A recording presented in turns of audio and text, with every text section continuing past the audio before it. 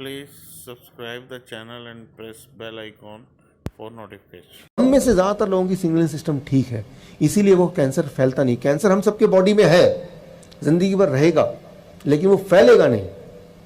लेकिन कुछ केसेस में, हम में से कुछ लोगों में वो सिग्नलिंग सिस्टम फेल हो गया। तो फिर ऑर्गन ने पूछा सिग्नल करके कि ये जो ट्यूमर का सेल है, ये सेल जो नया आया है इसको ले लूँ, लेकिन सिग्नलिंग सिस्टम फेल हो गया और वो जाके वहाँ पे बस गया।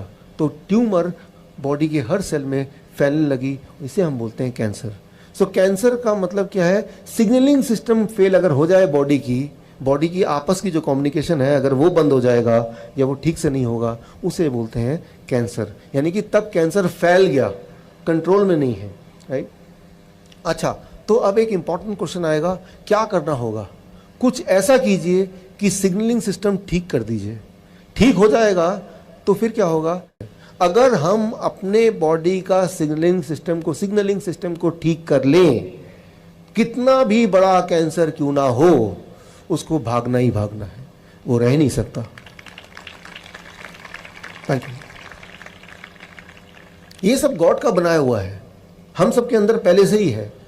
सिर्फ इसको ऑन करना, इसको यूज कैसे करना, उतनी छोटी सी बात है, राइट।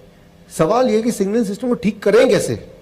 उसके लिए एक सवाल आता है, सिग्नलिंग सिस्टम गड़बड़ हुआ कैसे, खराब कैसे हो गया? बहुत सारे कारण हैं उसमें, लेकिन एक कारण मैं बताना चाहता हूं।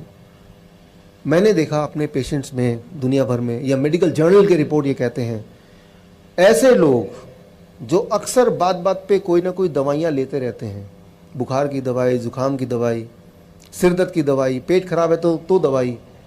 जब आप केमिकल्स लेंगे, दवाई लेंगे, आपकी बॉडी की सिग्नलिंग सिस्टम उतनी कमज़ोर होती जाएगी, राइट। सो जैसे प्रेगनेंसी पिल्स जो लेते हैं, उनकी सिग्नलिंग सिस्टम कमज़ोर हो जाएगी। और एक टाइम ऐसा भी आ सकता है जब सिग्नलिंग सिस्टम ठीक से काम नहीं कर रहा है। तो ये तो हुआ कारण कि अगर आपके बॉडी में किसी भी तरह से केमिकल जाता है तो सिग्नलिंग सिस्टम खराब होगा ही होगा। उसके लिए एक छोटी सी बात मैं आपको बताता हूँ।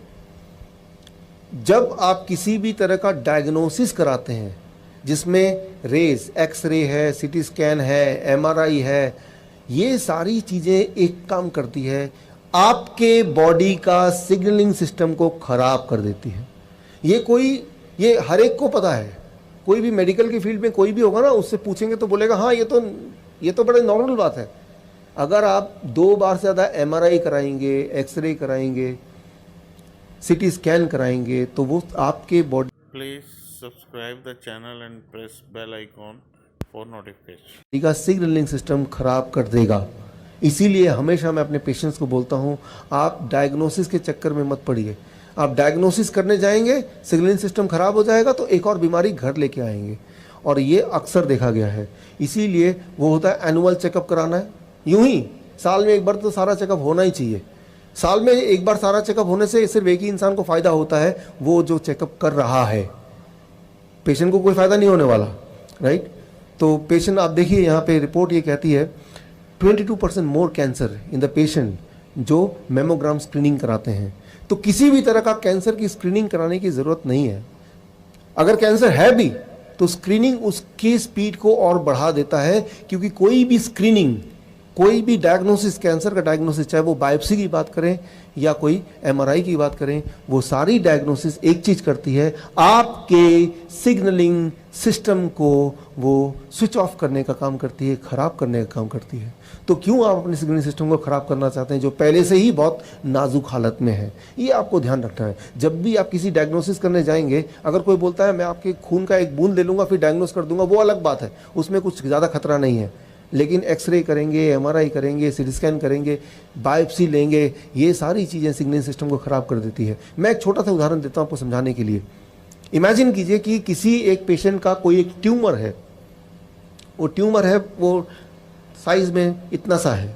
डॉक्टर के पास गया कि देखिए क्या है, बोलेगा ये पता नहीं लग रहा क्या है, हो सकता है कैंसर हो सकता नहीं हो।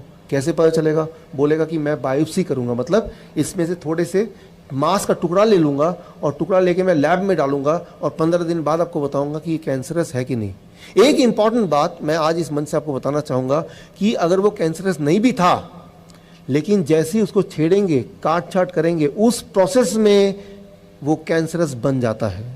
Try to understand, right? Cancerous था नहीं, लेकिन छेड़ेंगे तो वो कैंसर बन जाएगा। ये प्रवृत्ति है, किसी भी ट्यूमर की प्रवृत्ति है। उसको छेड़ेंगे, उसे काटेंगे तो इमीडिएटली वो कैंसर के रूप में चेंज हो जाता है। तो कभी भी उसको छेड़ना नहीं है, उसमें काटने के लिए किसी को अनुमति नहीं देनी है। बायोप्सी करेंगे क्या जान के, राइट? दो ही चीज़ हो सकते हैं, तो कैंसरस सेल होगा या कैंसरस नहीं होगा। अगर तो है तो उसका सोल्यूशन क्या है, मैं आपको देने ही वाला हूँ। और अगर तो नहीं है तो क्यों आप पंगा ले रहे हैं, क्यों आप उसको छेड़ने की कोशिश कर रहे हैं? तो मैं यही बोलता हूँ हमेशा पेशेंट्स को कि आपको डायग्नोसिस कराने की जल्दी नहीं करनी, डायग्नोसिस पे ध्यान नहीं देना, सोल्यूशन पे ध्यान दीजिए।